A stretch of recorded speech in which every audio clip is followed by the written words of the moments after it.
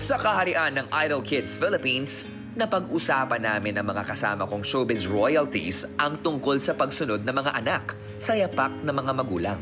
Gusto niyo ba yung mga narating natin ay magaya ng mga anak natin? Medyo mas bata pa yung mga anak ko. Sabi ko, I want them to find their own set of wings in whatever they choose. I'll never forget nung maliit pa sila.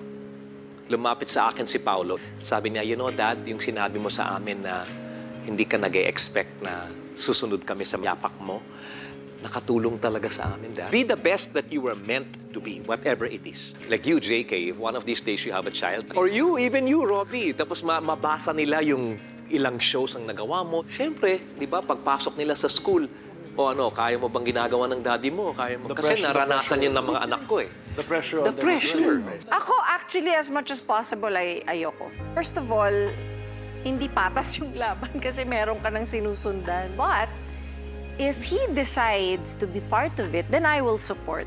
Kung ano naman siguro yung gusto ni Sylvia and ni Sylvia, siguro dun ako. Marami nagtatanong din minsan kung halimbawa daw yung mga anak ko kung gustong pumasok sa showbiz, kung papayag daw ba ako.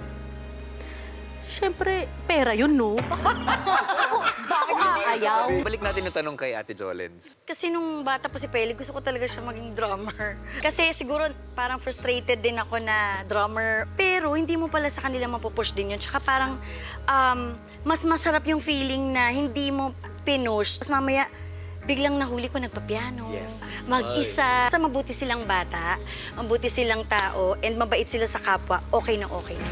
Tama ka dyan, Ma'am si Jols.